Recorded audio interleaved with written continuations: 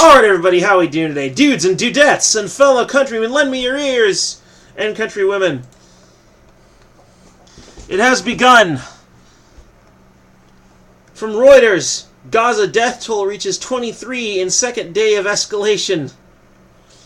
Israeli airstrikes killed 13 Palestinians in Gaza on Wednesday, medical officials said, raising the Palestinian death toll to 23 over a two-day escalation in violence since Israel launched strikes to kill an Islamic Jihad commander. From early morning, Gaza militants fired rockets into Israel, and the Israeli military struck from the air, resuming after an overnight lull.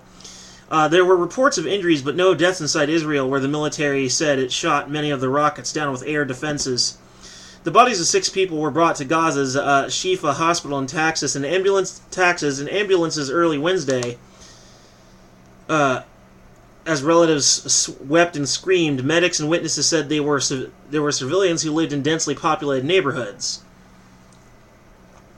In the north of Gaza, city family members said Rafat Ayad and his 2 sons, Islam 25 and Amir age 9, were killed by Israeli fire while rushing to hospital to visit another son who had earlier been injured in a separate attack. I got wounded and I called my father. He was coming to see me in hospital, and the 2 of my brothers were with him on the motorcycle when they were hit by Israel. Loe Ayad, 18, told Reuters during the funeral. The Israeli military said it had struck at least 5 rocket squads on Wednesday morning. Other targets included a rocket warhead manufacturing facility, an Islamic Jihad headquarters, and a weapons storage site. Islamic Jihad confirmed that 2 of its militants were killed in separate strikes. Really, though, this is the truth of the Gaza Strip, if you've researched the history of the nation of Israel. I believe, at least in some part, it was a mistake. The United Nations should have realized the situation that they were heading into when they established Israel as a nation. They should have realized the sort of can of worms. It should have been obvious to anyone that the neighboring nations were not going to put up with it. At least not in that form. So Egypt and a bunch of other Islamic nations attack Israel, and Israel decides to strike back. And the ultimate problem of it all is that citizens of those nations who had absolutely nothing to do with their military's, behavior and actions, the politicians didn't ask for the people's permission, they had nothing to do with it. But they end up suffering for something in which they had zero agency, and then that causes them to start hating the Israelis, and now before you know it, you've got a perpetual cycle of hatred. Islamic nations attack Israel, Israel attacks Islamic nations, and it goes back and forth, ad nauseum.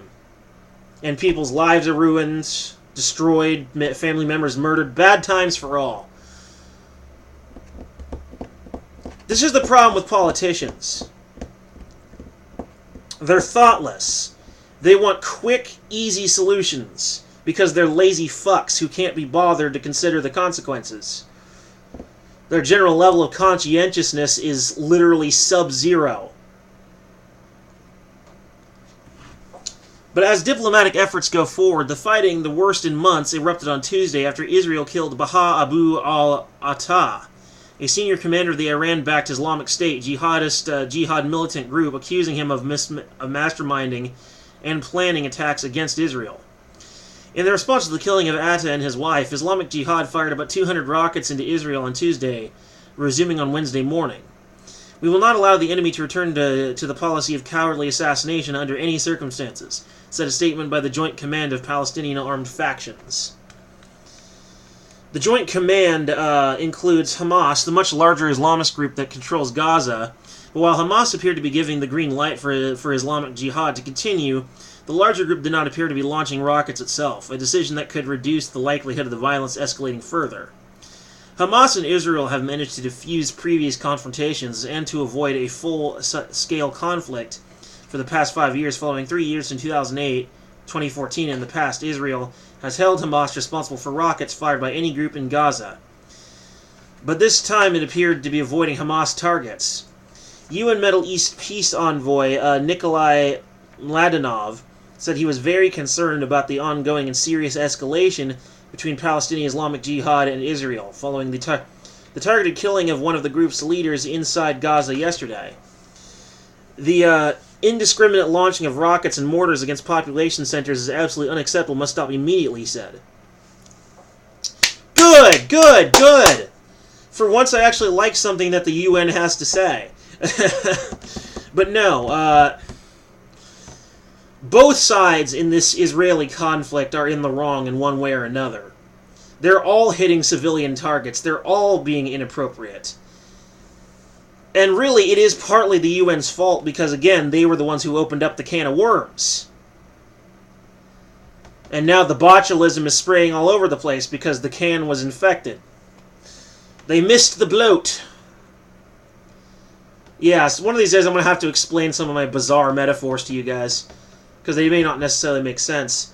And to those extremists out there who like to say that anything... Oh, you say anything bad about Israel, then you're an anti-Semite. No. No, no, no, no. Stop with the Jewish exceptionism, alright? The Jews are just people like anybody else. Sure, the Holocaust was a thing. That was terrible. Anywhere from 4 to 6 million people. But you know what? That doesn't mean you get special treatment. Alright? Talking about establishing the nation of Israel because, oh, well, Israelis once lived there a long time ago. Cool. Then why don't you give the Indians back their land then? Oh, I know why.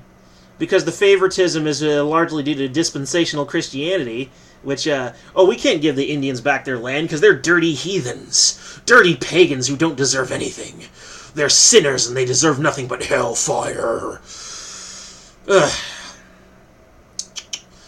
Yeah, I am not Christianity's biggest fan. Never have been. Well, not since leaving the religion behind, anyway. Bottom line is, don't treat the Jews any differently. Treat them the same as you would anybody else. And don't just stop letting them get away with this terroristic nonsense. Like, all those nations over there are acting like a bunch of terrorists. They're just perpetuating a cycle of endless hatred. And Israel is complicit. No, the word is complicit. Israel's complicit in it. Egypt's complicit in it.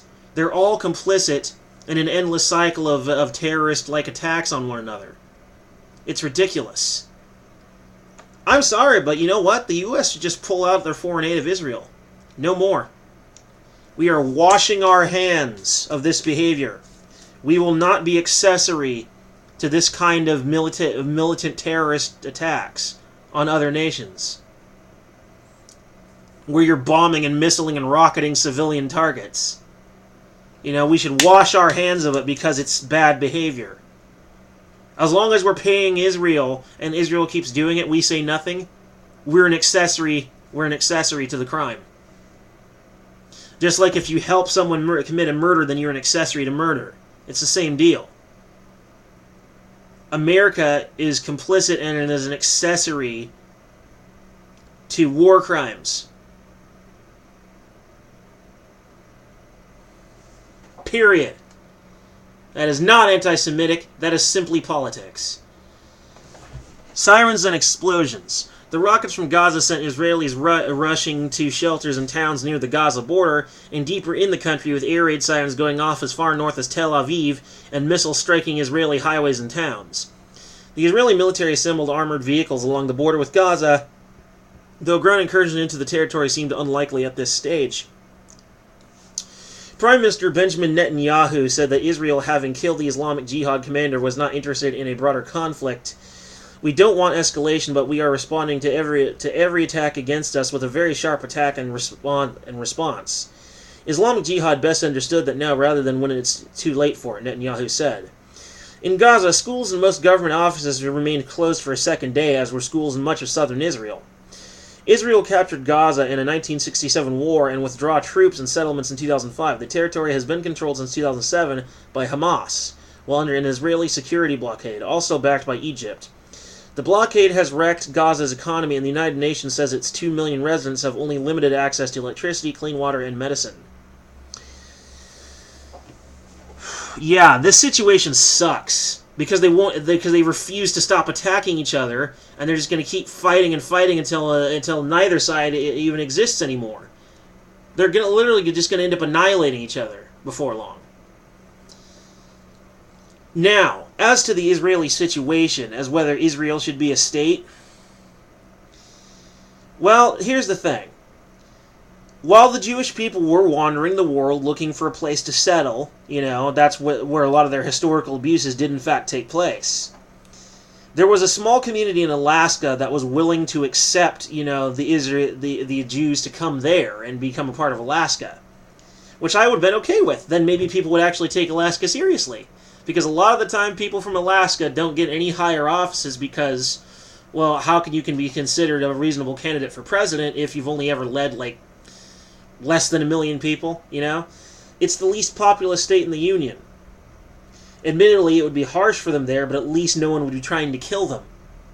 Unless, of course, you count polar bears or something.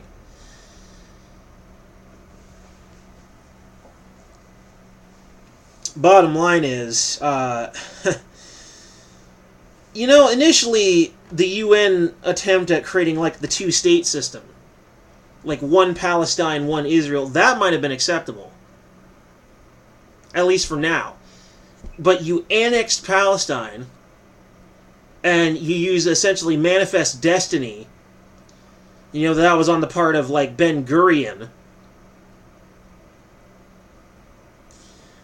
That sort of manifest destiny bullshit, along with the annexation, you basically unceremoniously forced people out of their homes for the sake of your own self-gratification. And not only that, but you know what? I mean, a lot of the decisions were made without asking Palestine what they thought.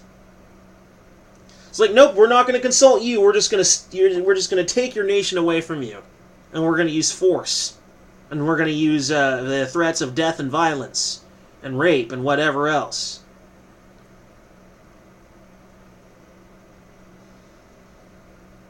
So, did the Jews deserve to be safe and have a place where they could call home and not be in any danger anymore? Sure, of course. Let them have a homeland, but you do not get the special right to force people out of their homes and endlessly harass them throughout the day. This was the wrong solution to their problem. And as a result, it just led to another problem. It's like trying to cure a deadly infection by drinking bleach. It's just as deadly, and it's going to kill you too.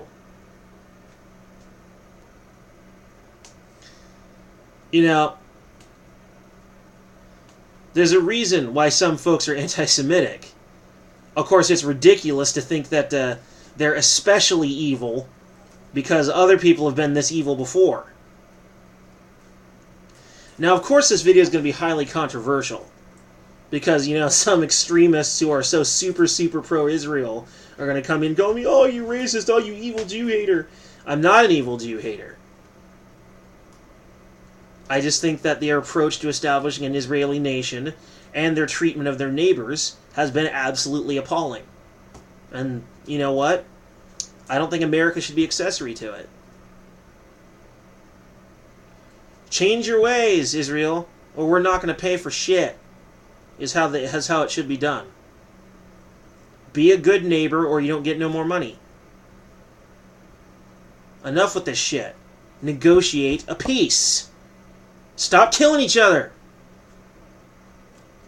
Talk it out like sensible, reasonable people.